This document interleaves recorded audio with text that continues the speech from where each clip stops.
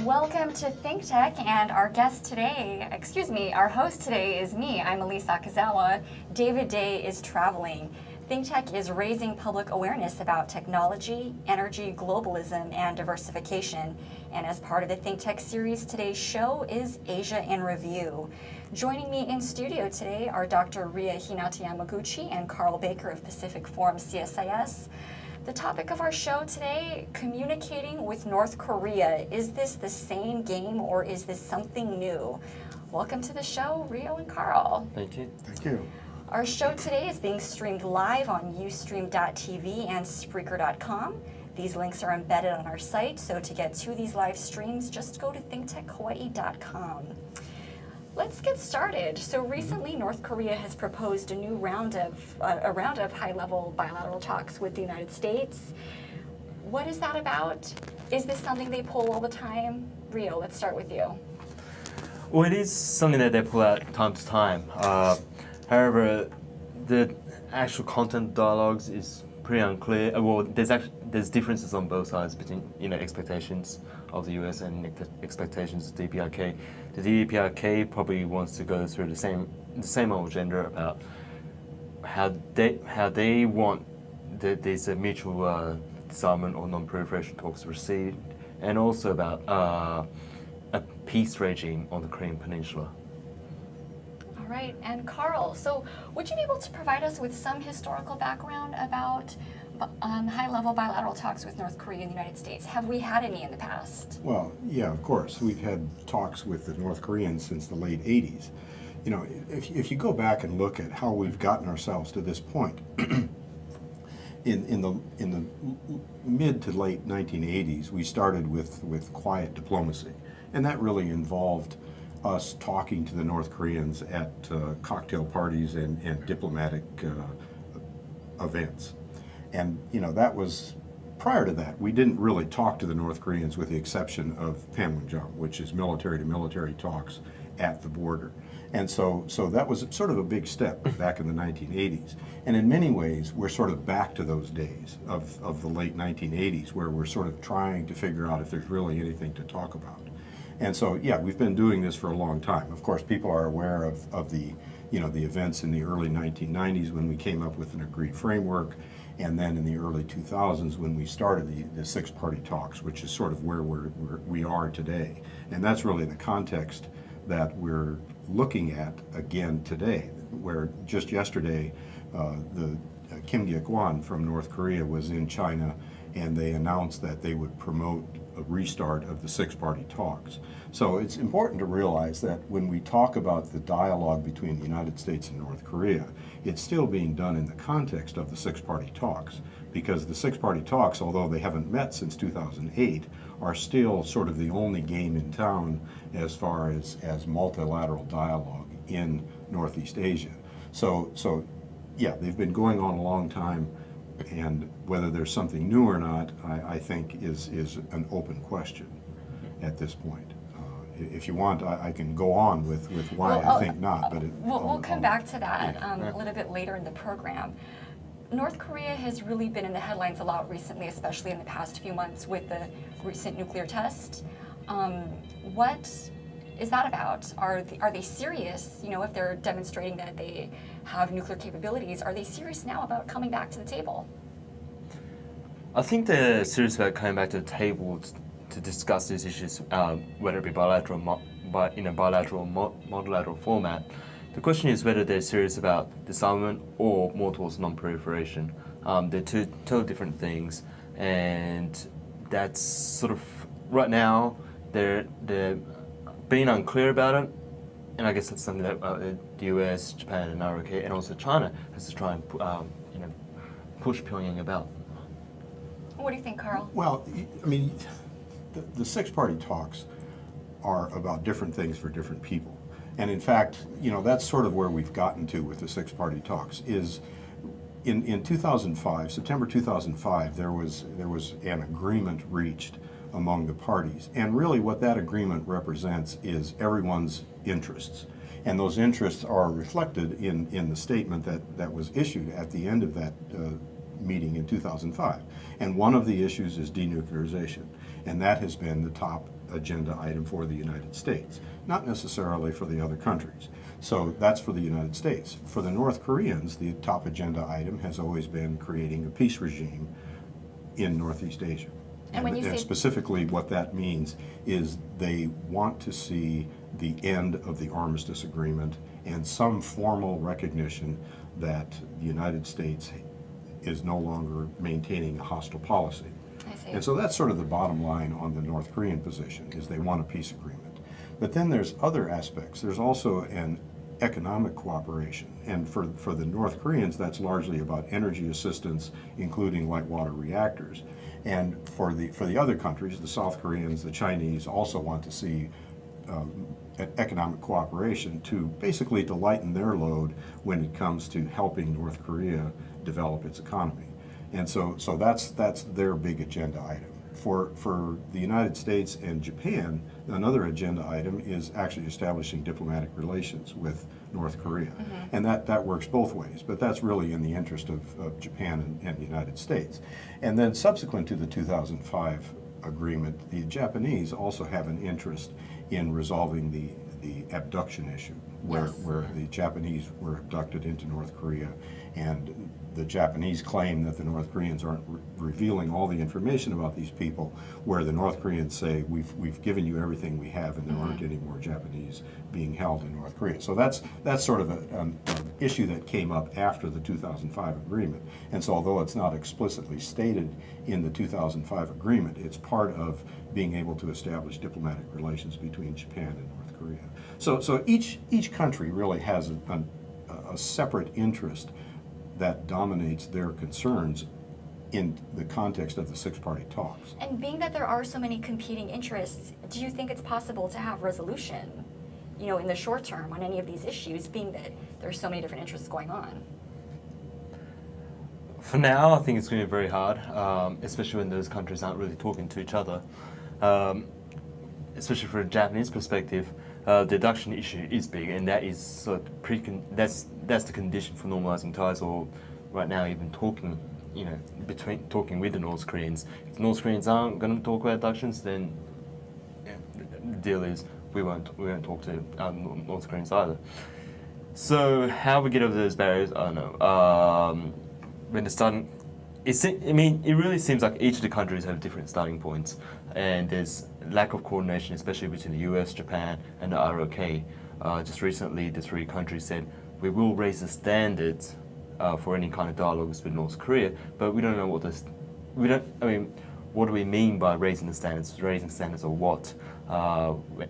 Especially when the three countries' expectations are different, that's unclear, and that's something that the three countries, at least the US, Japan, and ROK, has to really clarify.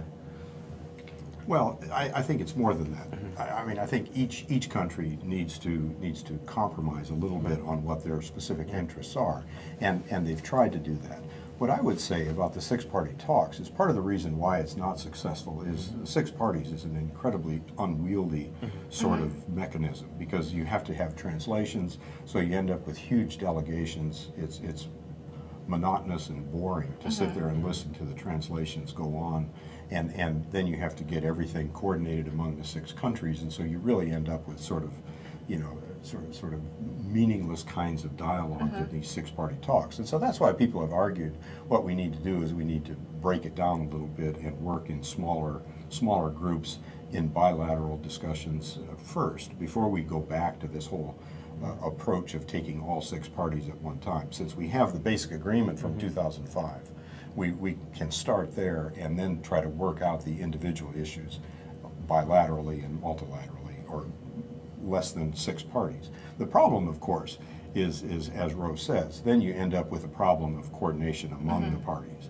And it's not so much US, Japan, and Korea as it is China and the US and China and South Korea and Japan. It's all around. It's each party has its own interest, and so it makes it very difficult to coordinate and come up with a consistent position that sends the right message to the other side.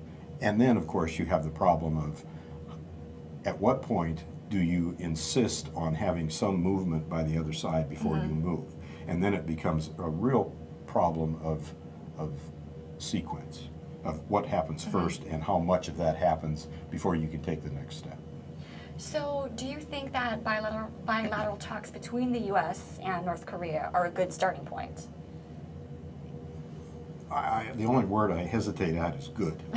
It is a starting point. Okay. And there is something to be said for having those discussions, if for no other reason, because the United States wants to clarify what the North Koreans are prepared to do in terms of denuclearization. And North Korea wants to know what the United States is prepared to do in terms of establishing some sort of peace mechanism. And so, yeah, it's a starting point. Whether it's a good starting point or not remains to be seen. I'm personally a little skeptical that they can really bridge the difference between those two. Yeah, I agree, and it also depends on who the US sends and who North Korea sends as well. 'Cause, I mean, When you say who, do you mean level of position level or of position, person specifically? I'd say, yeah. Are we going to send officers or diplomats, or what kind of status are these people going to have when we send them over there? Because that's one of the things that broke down the dialogues between North and South Korea just last week. So that seems to be an important dynamic as well. In some ways. I don't agree with that. No? No, I don't think so. In terms of the U.S. and North Korea, it doesn't really matter what level you start at. I mean, there's a fundamental difference there that needs to be worked out. Right. Personally, I mean, my personal view is that you're better off starting with South-North dialogue rather than trying to start with U.S.-North. And that hasn't always been the case. The North Koreans have long believed that they need to talk to the U.S. about a peace agreement, a peace mechanism first. And I think the situation on the peninsula has changed to the point where that's not a particularly fruitful area to start. I think you're better off at this point starting with South-North dialogue, because the South has given indication to the North that it's prepared to talk about other things, that is prepared to talk about economic cooperation first, and to gradually get into this whole business of denuclearization. And so... All right, so we'll come back right after the break with Carl Baker and Ryo Hinata-Yamaguchi.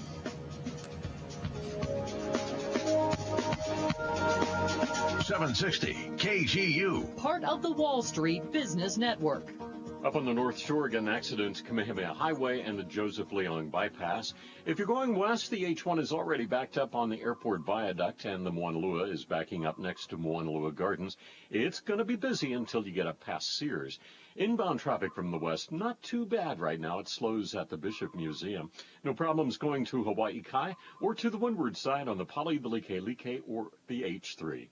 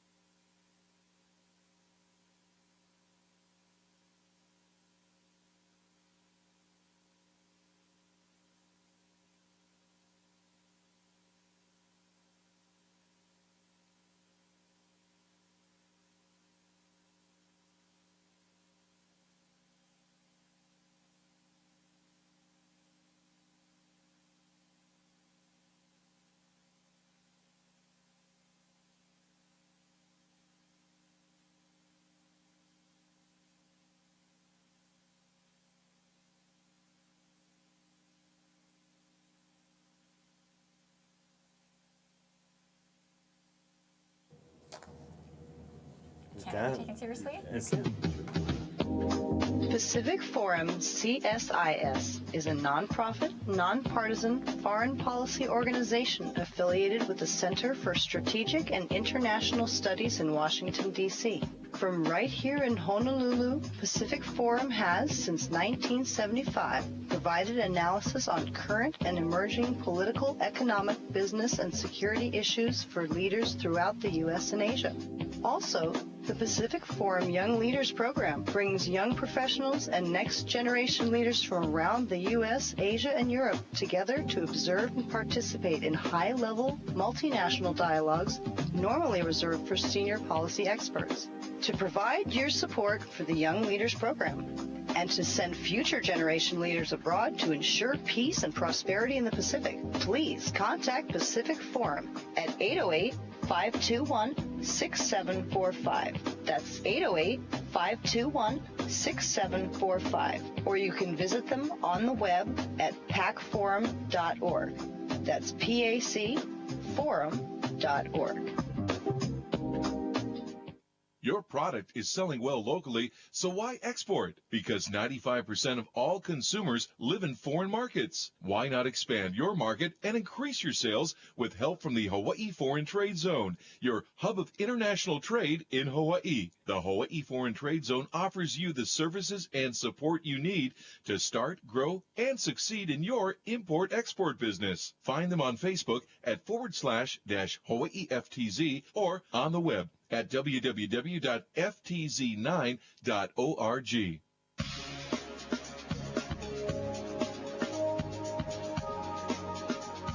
You're listening to Asia in Review Thursday on the ThinkTech radio series here on AM 760 KGU. Now here once again is your host, David Day. Welcome back to our show. I am Ellise Akazawa, filling in for David Day, who is traveling for the next few days. I believe we have a message from station manager Jay Fidel. Jay. Station manager, is it then, eh? Yes, it is now. Thank you, Ellise. Ellise, I want to take a minute and talk about our program that we're doing with the Hawaii Venture Capital Association next Thursday, June 27th at the Plaza Club. Starts at 11:30. That's for lunch, and then 12 o'clock to 1:30 we have something called Healthcare in Hawaii. If you think it's expensive now, wait till you see what happens. So, you know, there are issues about healthcare here and everywhere, and there are big issues about the transformation to the Affordable Care Act. We've been in that for a year, and we're going to take a snapshot and see what it looks like, where it's going, the problems that we foresee for the future. There's a lot of money involved, and it affects every one of us. It affects every business. It affects the government, the economy, and the entire community. It's health. It's where we live. It's life and death. Anyway, we have Virginia Pressler. She's the Executive Vice President of Hawaii Pacific Health, which runs Kapilani Hospital and Palimomi Hospital. She's our moderator and producer, so to speak. And we have 6 fantastic panelists. Tom Masuda, he's with the Office of the Governor and responsible for the implementation of the Affordable Care Act. Hilton Rathel, who's the Executive Vice President of HMSA. Steve Robertson, also with Hawaii Pacific Health. Matt Delaney, the founder and CEO of the Hawaii Group, which is a company that has a lot to say about how you deal with healthcare in Hawaii and insurance. And on insurance, we have Gordon Ito, and he is the state insurance commissioner, and he has a lot to do with health insurance. And we have my personal favorite, Nadine Tensal, a doctor. She's the president of the Hawaii Independent Physicians Association, a solo practitioner, and she can talk about exactly how this affects the doctors and how it kind of puts pressure on solo doctors, and that means the medical profession is changing. You want to know what's going on. So this will be on June 27th, the Plaza Club. hvca.org is where you can register. I hope it interests you guys, and I hope I see at least some of you there next Thursday. Absolutely. Thanks, Jay. That sounds like a really great program. On today's show, we are talking about communicating with North Korea. Is it the same game, or have things changed? One of the questions that I had and I wanted to raise was about denuclearization. So I found a quote where apparently the vice foreign minister of North Korea told the Chinese that denuclearization on the Korean Peninsula was the dying wish of Chairman Kim Il-sung and General Secretary Kim Jong-il. Now, to me, if denuclearization was their dying wish, then why didn't they do that in their lifetimes? Why should we take that statement seriously?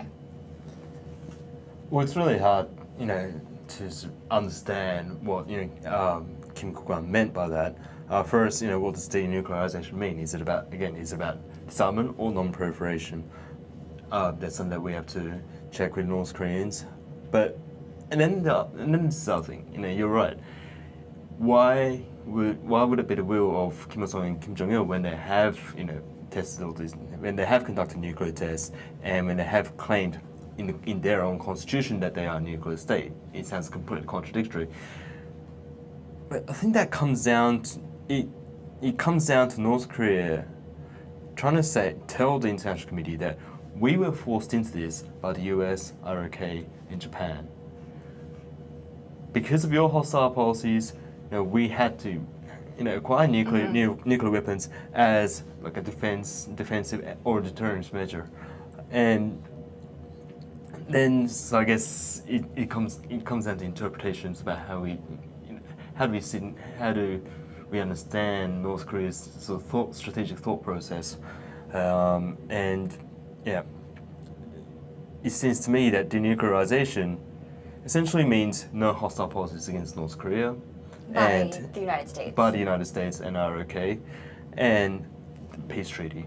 That's what it seems to come down to. It's not just about technical. It's not a technical term. It's more. It's like a broader sort of security, peace sort of concept that they have in mind. So, Carl, do you think that North Korea feels it's been backed into a corner and it's had to maintain its nuclear program, despite Kim Il Sung and Kim Jong Il's dying wish being to denuclearize? Yeah, well, I mean, first of all, I think it's important to understand that North Korea, like everyone else, has evolved their position. It probably didn't start out that way in the early 1990s, when it was first accused of having a nuclear program. It probably has evolved over the years that they've sort of adapted to the way the rest of the world has responded to its nuclear programs. And so, yeah, clearly, Ro is exactly right, that from the North Korean perspective, they see themselves as being captured by the American hostile policy. It's not the rest of the world. It's specifically the United States' hostile policy, as demonstrated by the alliance, as demonstrated by the U.S. troops, as demonstrated by the threat of nuclear attack on North Korea. And again, don't forget, North Korea's perspective. And so they see the American nuclear programs as hostile to them, and they have to have one to deter the United States. And their examples are Libya and Iraq. And so if you take those two examples and you say, well, now I understand why North Korea wants to have a nuclear program, because look what happened to Libya when they gave up theirs, and look what happened to Iraq. So my advice is keep my nuclear program until I'm sure that U.S. hostile policy is gone. So from a North Korean perspective, it makes perfect sense. And then just the follow-on to the idea that Kim Il Sung and Kim Jong Il said they want a denuclearized peninsula. What that really means from North Korea's perspective is they want to have the removal of the U.S. extended deterrent to South Korea removed, so that they can say we no longer need nuclear weapons because we're no longer threatened by U.S. nuclear weapons. Now, to me, the real question is, can that happen before we realize a nuclear-free world as promised in the Non-Proliferation Treaty, or can that actually occur at some point before the United States, China, Great Britain, France, and Russia all eliminate their nuclear arsenals? So do you think it's likely that the U.S. would renege on what it said with South Korea in terms of extended deterrence in order to accommodate North Korea's desire? Carl, still taking it? No, I don't think so. I mean, the United States is committed to an extended deterrence with South Korea, Japan, and it's not going to give up that extended deterrence to its allies. I mean, that's sort of a fundamental part of the U.S. security approach to East Asia. So I don't see that happening. What the best we can hope for in this situation, where the United States demands denuclearization by North Korea, and North Korea demands the end of the U.S. hostile policy, which gets interpreted as the threat of the threat of a nuclear attack via extended deterrence is that the North Koreans make some good faith effort to limit the production of fissile material and limit the development of more nuclear weapons. And in return, the United States makes good faith efforts to reduce its hostile policy as seen by North Korea in the same process. So in terms of limiting the production of new weapons or new materials, how would we know that North Korea is doing that? For example, they can say, yes, this is what we're doing, but would inspectors be sent to verify? Would they have to be willing to let inspectors come in? Well, that was part of the original agreement in 1993, was they allowed IAEA inspectors, the International Atomic Energy Agency inspectors, into their known facility. Now, the problem today is that the U.S. and others have now accused North Korea of having a uranium program, which has never been verified by anyone.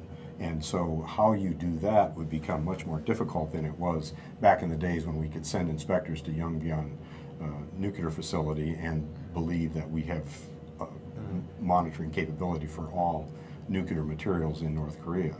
Given that the United States is now convinced that there is a uranium program in North Korea, there would have to be some verification mechanism for that as well. So who makes the first move in this kind of situation? Is it, well, we will come back to that right after the break.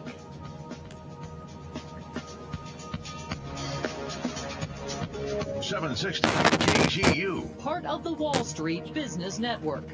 That accident up on the North Shore has been cleared, but now we have one in town. It's on the H1 eastbound at the Punahou exit. If you're coming in from the west, traffic's slowing now at the Middle Street merge, and that accident's not going to help. If you're going west, the H1 slows on the airport viaduct. The Moanalua slows by the gardens. The drive east to Hawaii Kai is fine, and no problems if you're going to the windward side on any of the three highways.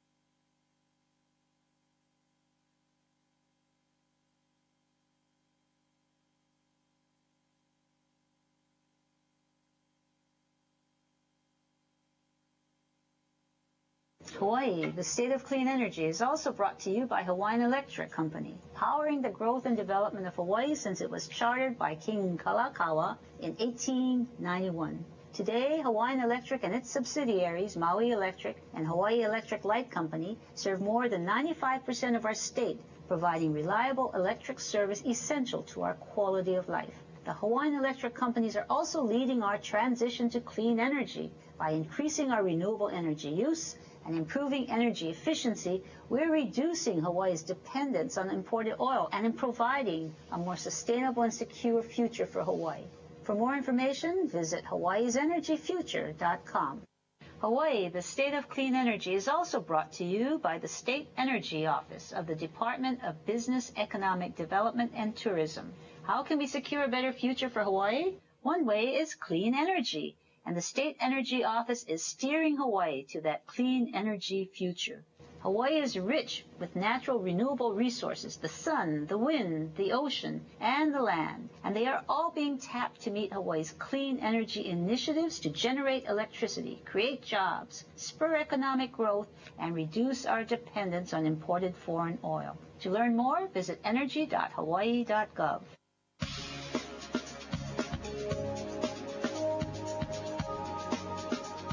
You're listening to Asia in Review Thursday on the ThinkTech radio series here on AM 760 KGU. Now here once again is your host, David Day. Welcome back to the show. This is Ellise Akazawa filling in for David Day. Today's guests are Carl Baker and Dr. Ryo Hinata-Yamaguchi, both of Pacific Forum CSIS. We're talking about communicating with North Korea.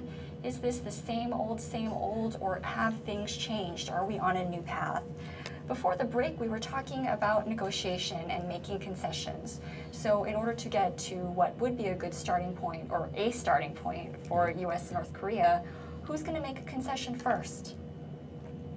Well, that's a really hard question. I guess this is the way that North Korea often does things. They will hint to some kind of compromise or sort of softening up a little. And then they're going to try and test the waters of the US, ROK, or any other country that they're negotiating with. So I wouldn't. It's really hard to say. It might not look like a concession, but it could be some kind of language from the North Koreans that they want something particular, but it's like an implicit language. Carl. Well, yeah, I'm gonna change the frame just a little bit here, because I think what we've seen over the last last 4 or 5 months, since the missile test in December and then the nuclear test in February. Yeah.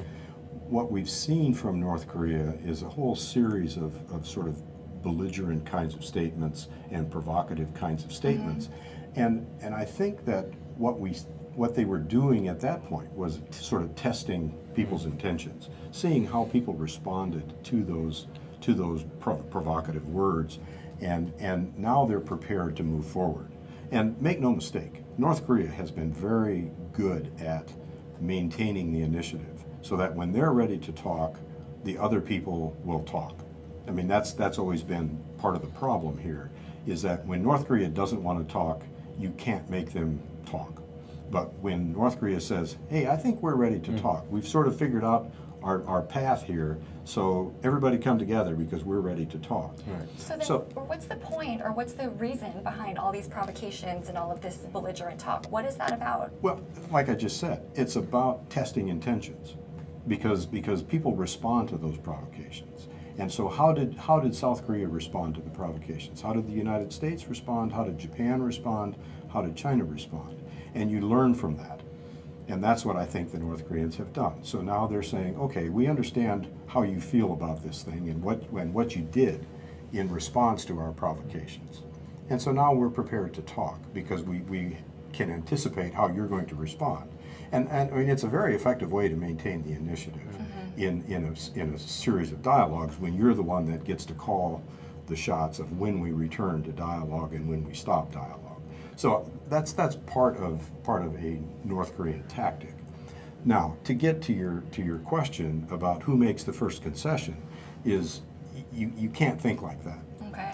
I mean, part of the 2005 agreement also said, or part of the original six-party talks agreement said, there was a phrase that they used for a while called word for word, action for action. And then subsequently it got interpreted as commitment for commitment, action for action. And so I think that's the only way you can really look at how to move forward, is if you make a commitment, I'll make a commitment. If you take an action, I'll take an action. So it can't be one side moving and the other not.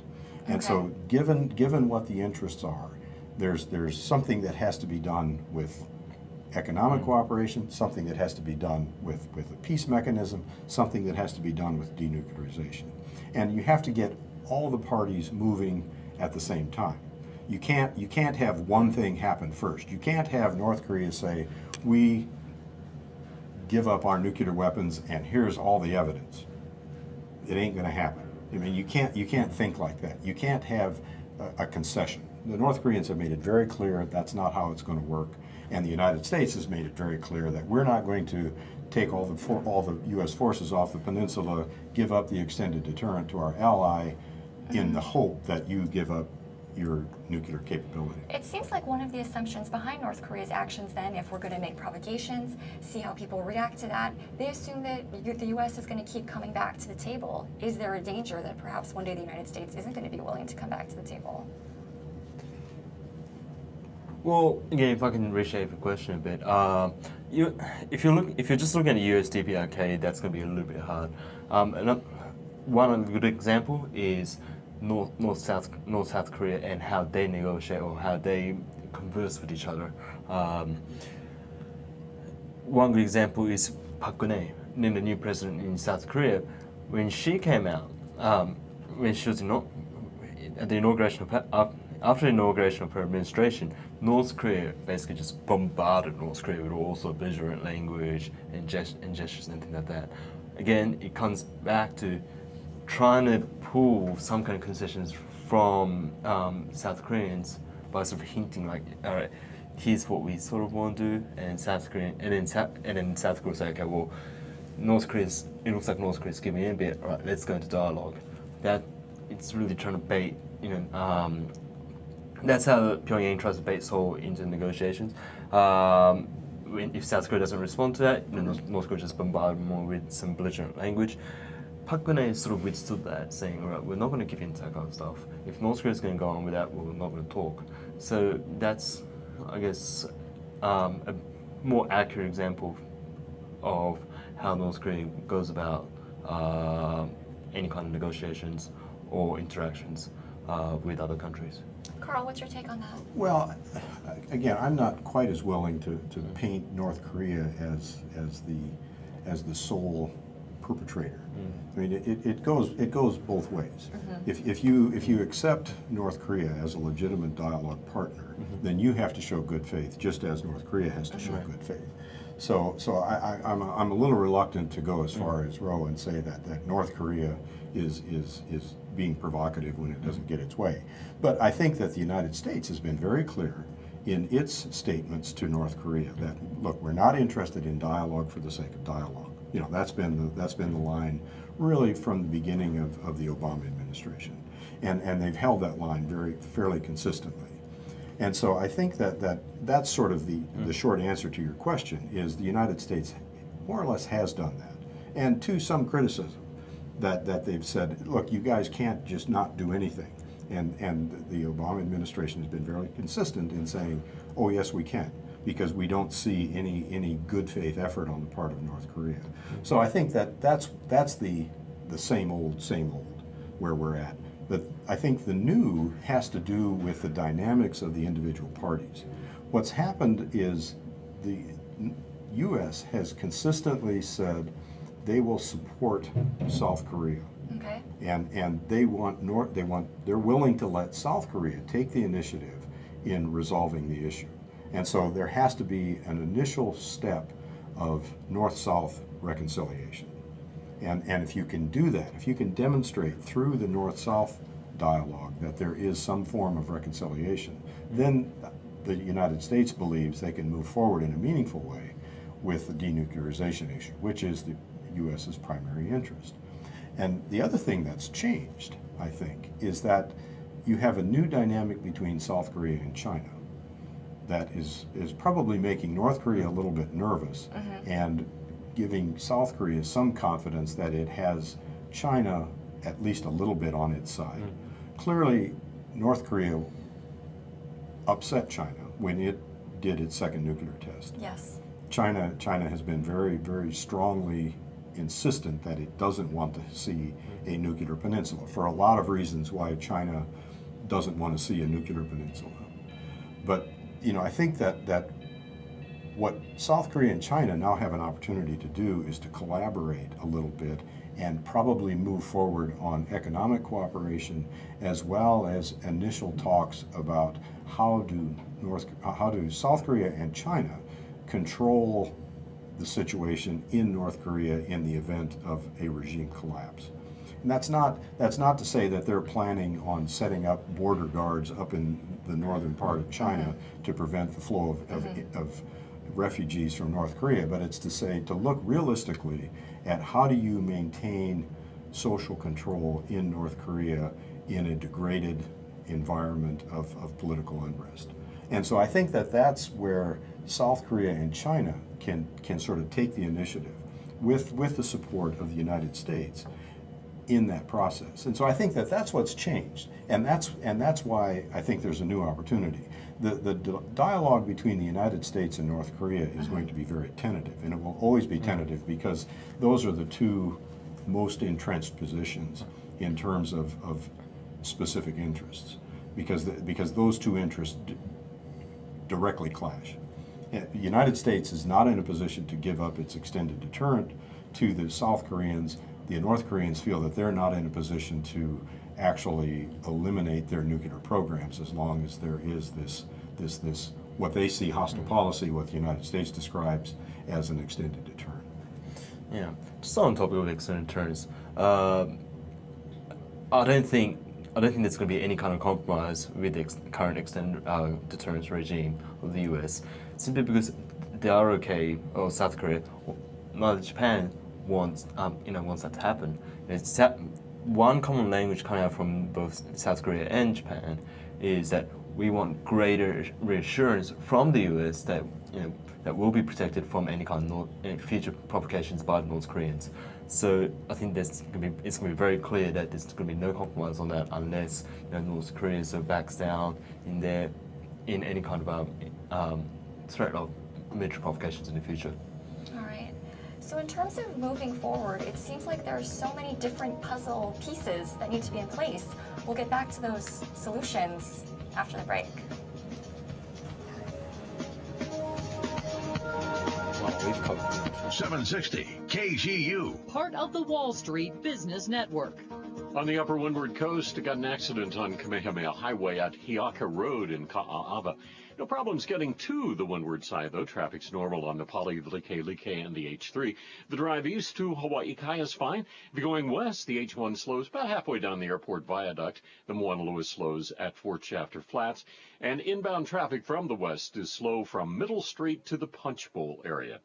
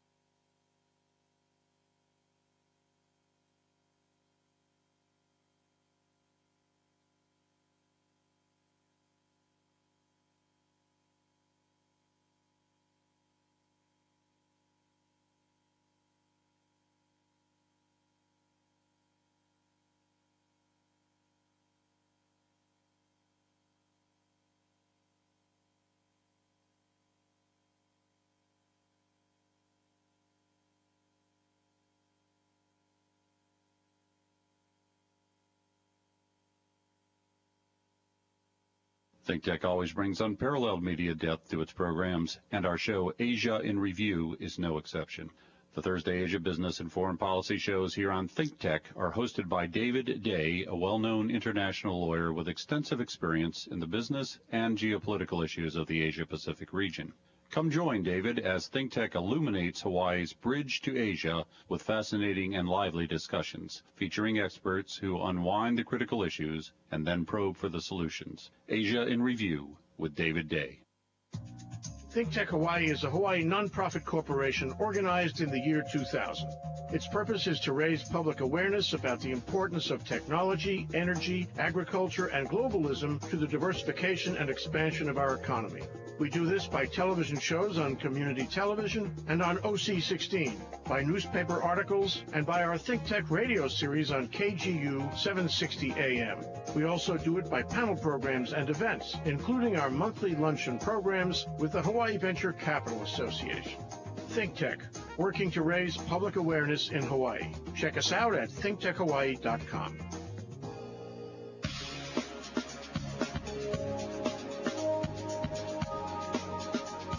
You're listening to Asia in Review Thursday on the ThinkTech radio series here on AM 760 KGU. Now here once again is your host, David Day. Welcome back to the program. We've been talking about communicating with North Korea, who's recently proposed high-level bilateral talks with the United States. Is this the same game or have things changed? And right before the break, we were just about ready to start talking about solutions. Several of the things that you had been mentioning throughout the entirety of the program is that bilateral relationships, those are really the key. They're going to be the key to solving this puzzle. Right. It's really about how do we coordinate these various bilateral negotiations or relations or what have you. Yeah, I completely agree with Carl that it has to start with south north. That's essential for any kind of stability on the Korean Peninsula. And then he also highlighted dialogues between South Korea and China, which is coming up actually next week. And that's going to be important. And it's going to be potentially the game changer in the region because there's so much room for development in the bilateral relations between South Korea and China, not only in terms of economics and politics, but potentially in the area of security as well. So that's going to be important. I imagine that North Korea is going to be watching that relationship very closely. Oh, yeah. And is there a danger in that North Korea is going to feel threatened if it seems that South Korea and China are getting a little bit too cozy for their liking? Well, definitely, and I think that's actually one of the reasons why North Korea has started this outreach, to the U.S. and to some extent to South Korea and definitely to China about wanting to talk, saying, "Hey, don't leave us out of this, and don't isolate us in the region." And that's a pretty strong message, not only to the U.S. and South Korea, but mostly to China. Yeah, that's just another one of those complicating factors. Is that in many ways North Korea is the object of the attention, but it's also subject to the solution, and so when you've got one country playing both parts, it becomes very difficult because you have to include them, and yet you have to have some coordination about them at the same time. And so that just is another complicating factor, I think, that makes it very difficult to come up with a solution that doesn't threaten North Korea or that doesn't threaten other relationships for the sake of improving relations with North Korea. So I think that it's a very difficult issue. That's why it's taken so long to fix it, and it's not easily solvable because the North Koreans have a very entrenched position on what they're trying to do on the peninsula. So as we see maybe the signs of closer ties between South Korea and China, just what would happen if South Korea and Japan were to start getting closer? Would that really change the picture for North Korea? Well, definitely. In that context, North Korea will see it as a threat. It's because Japan, to North Korea, Japan is like a sworn enemy, right on par with the United States. But then North Korea also knows that that's not really. They know that it's going to be hard for South Korea and Japan to get along, at least in the near future, because of the various historical complexities between South Korea and Japan. They would definitely see it as threatening, but again, in different dynamics from, say South Korea and China. And you really, again, how does North Korea see these bilateral relations? They're going to see each of them differently, and really, how do we talk to North Koreans about these issues? We don't know. Going forward in multilateral talks, that again, there's so many fundamental flaws and problems in six-party talks that we really don't know how to fix those problems. It's gone to that extent because it's not held regularly. North Koreans pull out, whenever they want. So really, there's so many problems in dealing with North Korea that there are probably more question marks than answers. I would say that we've learned a couple things over the years. Number one is China isn't going to solve the problem for us. Mm-hmm. China is part of the solution, but it's not the solution. Okay. Second, six-party talks are important because they include all the people that have an interest in the problem called the Korean Peninsula. And so you need to maintain the six-party talks. It would make no sense to do away with six-party talks for whatever whatever difficulties you have with the six-party talks, At least it's- the ultimate solution has to satisfy those six parties. So it makes sense to maintain something called the six-party talks. But the six-party talks are not going to solve the problem just by having talks. And I think that that's sort of become the U.S. message, is we're glad to talk, but we want to talk about something. And you know what we want to talk about. You don't have to guess. Yeah. We've made it very clear. And on the other hand, North Korea has made it very clear what it wants. And so now we need to figure out how to start moving towards that goal. And I think the United States, if you want to talk about what the United States wants at this point, they sort of gave that away in last year in the LEAP date, what's called the LEAP Day deal, this February 29 agreement that lasted for about a month. You know, they said, look, we want to know what you're doing in terms of your uranium program. We want to have some sort of verification mechanism in the form of IAEA inspectors. And so I think that that's sort of the minimum requirement for the United States to begin a serious dialogue with North Korea about establishing a peace mechanism. And if there is a peace mechanism, it can't be between the United States and North Korea. It has to be at least with the United States, South Korea, and China. I see. You know, I think that it has to, and remember, we had four-party talks back in 1996 when they established a group to talk about six-party talk, or about a peace mechanism on the Korean Peninsula, because that's been an issue since the early 90s.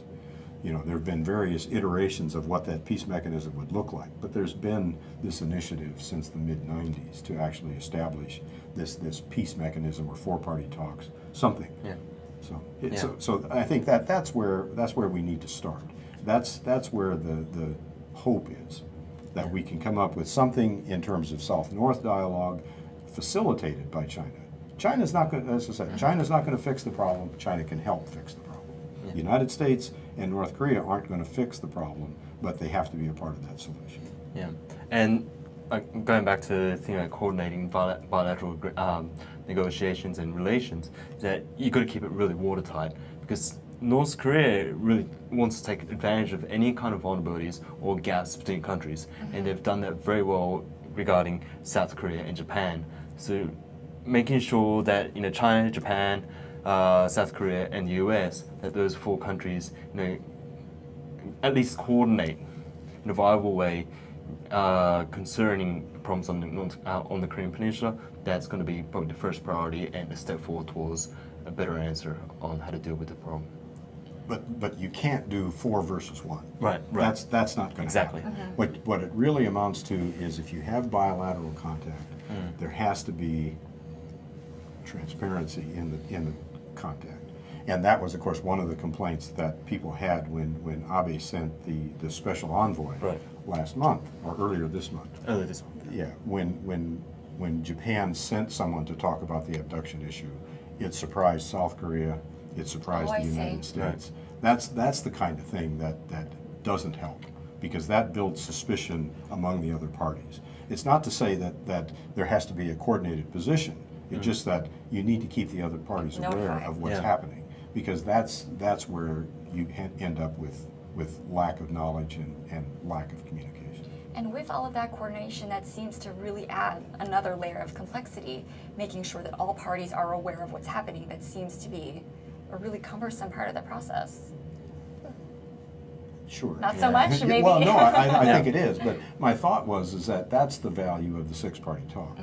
That's what the six-party talks can do. It can open an opportunity to share that information in an open way, and to let everyone know what's happening, and to keep everyone informed. What it can't do is solve the individual problems, because the individual problems are largely bilateral, or at least less than six-party level sorts of problems. And so I think that's what we need to recognize, is that, yeah, there are 6 parties that are interested, although Russia, I would say, probably has the least interest the least interest in a specific area. All right. Well, thank you so much, Carl and Dr. Ryo Hinata-Yamaguchi, for sharing your insights and expertise on today's Asian Review program. We really appreciate having you here, and David Day will be back on Asian Review next week. Thanks so much for joining us. We'll see you next time. Thank you.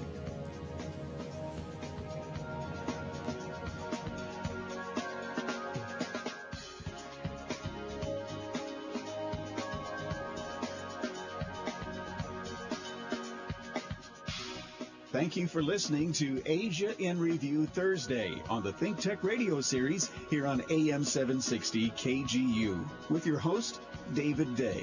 You can learn more about ThinkTech and listen to earlier ThinkTech radio and video shows at thinktechhawaii.com. And tune in again tomorrow at 4 o'clock for Find Out Friday on the ThinkTech radio series right here on AM 760 KGU.